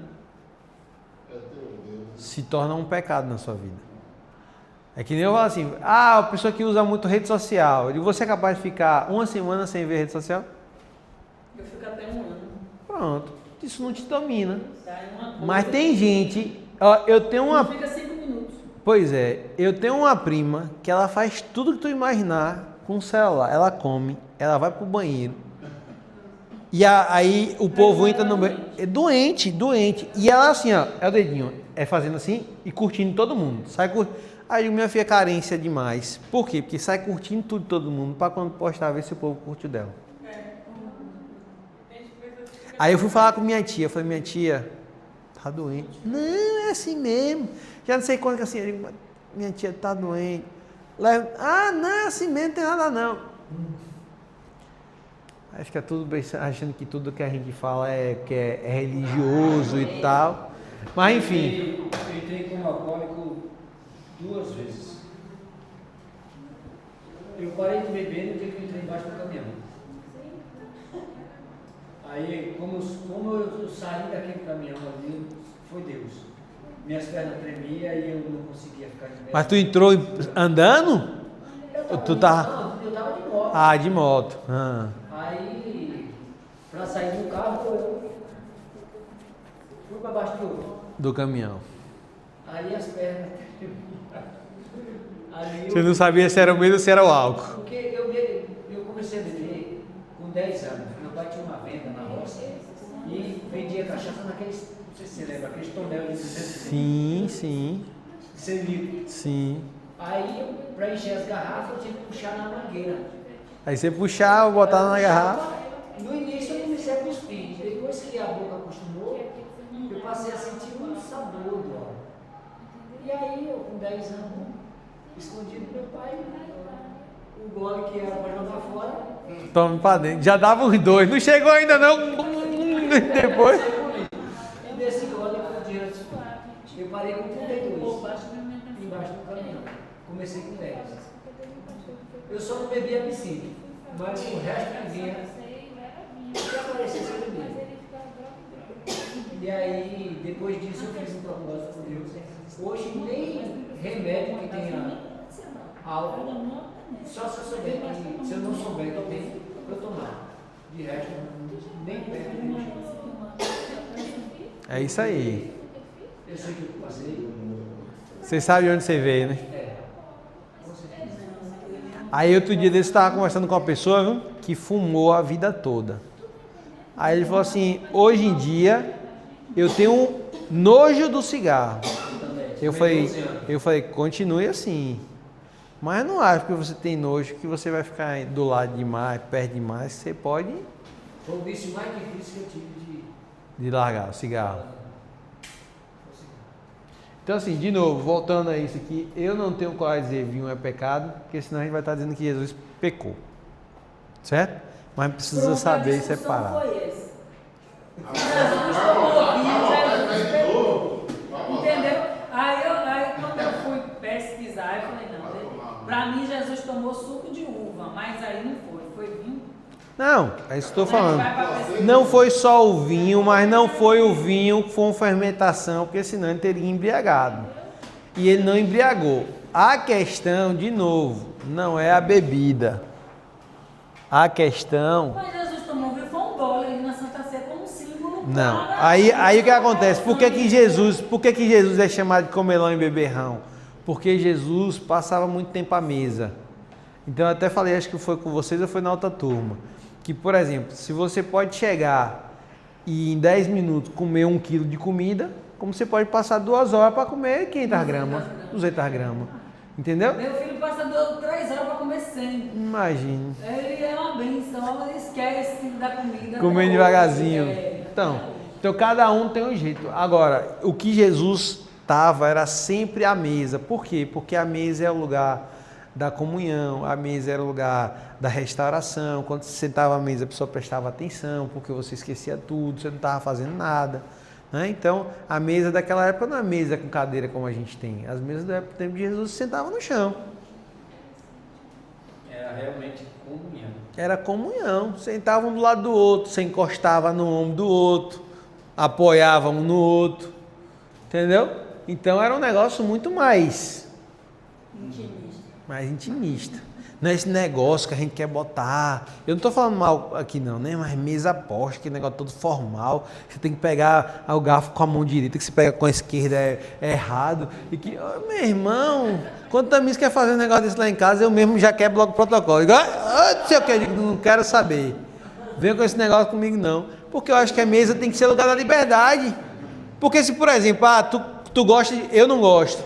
Mas quem gosta de comer fazendo bolo na mão, como, meu irmão?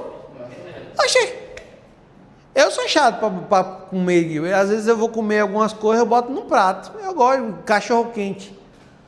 Quando é em casa do jeito que eu gosto, eu boto cachorro quente no prato, jogo o negócio por cima, ketchup no prato, vou comendo cachorro quente de garfo e faca. Eu gosto de comer assim. Aí tem que porque deixa, cada um faz do seu jeito, do jeito que gosta, porque pra mim a mesa é esse lugar de liberdade. Quero pegar ela de mão, pegue de mão, meu irmão. Você não contaminando o restante, tá gripado, pronto. Oxi, que nada. Aquele restaurante do Chamão, você come de mão lá? Eu não, porque eu não como de mão, mas eu não fico cheio de... Agora depende com quem eu vou almoçar, depende.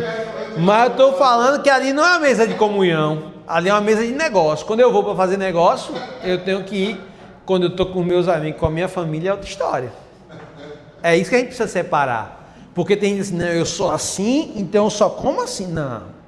A gente tem que separar o que é a mesa da comunhão, o que é a mesa da distração, da resenha, o que é a mesa de negócio, como essa semana eu tive no almoço de negócio, eu estava lá, eu tive que ter um comportamento diferente. É um negócio...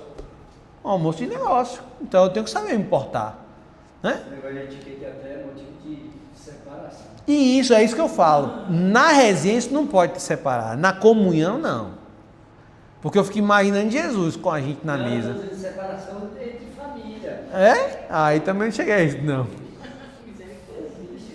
Mas assim, a gente precisa ter muito cuidado. Por quê? Porque, principalmente, por exemplo, lá em casa, minha mãe era do tipo... De que tipo? A gente comia nas coisas do dia a dia, né? Assim, tem gente que é assim.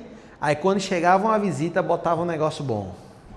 O prato bonito, o talher bonito, não sei o quê. Eu falei, Tamizó, aqui não. Eu vou comer do que tiver de melhor aí. Os pratos, talher, bote o copo. Negócio que os outros vêm e botam as taças. A gente aqui com um copo de extrato de tomate, não.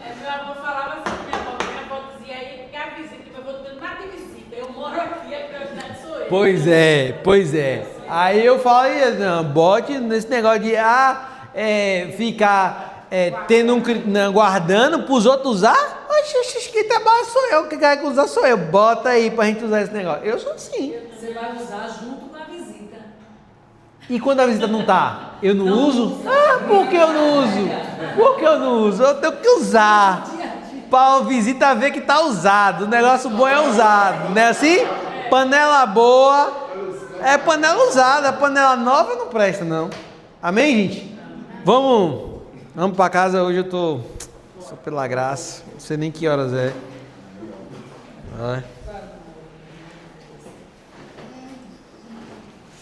O dia foi tão corrido que eu tô sem almoçar. Quer dizer, só almocei hoje.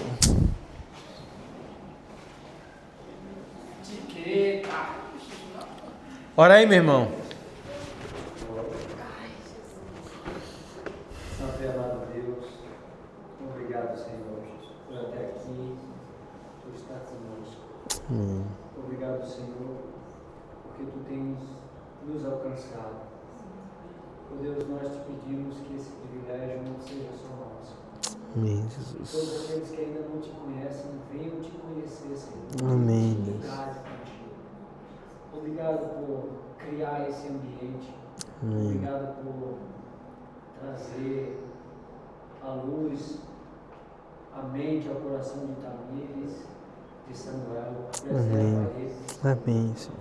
Enche-os cada dia mais. E todos os outros professores, Senhor, que virão a falar de Ti, falar do Teu reino, a nos ensinar como nós devemos aprender, como nós devemos buscar mais de Ti.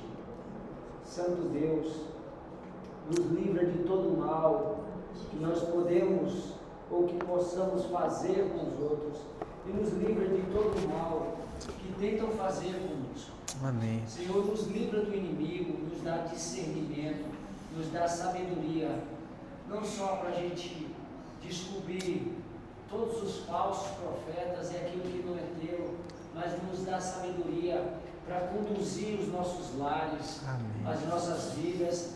Amém. E seguirmos sempre, Senhor, no teu caminho, para que nós não venhamos desviar daquilo que tu tens para nós, que é a nossa salvação, a nossa vida contigo, que será eterna. Amém. Bendito seja o teu nome, Hashem, para sempre. Que toda boca possa te louvar e dizer que tu és santo. Amém. É assim que te louvamos e te agradecemos. Em nome de Jesus. Amém. Amém. Fala do Senhor. Vão em paz.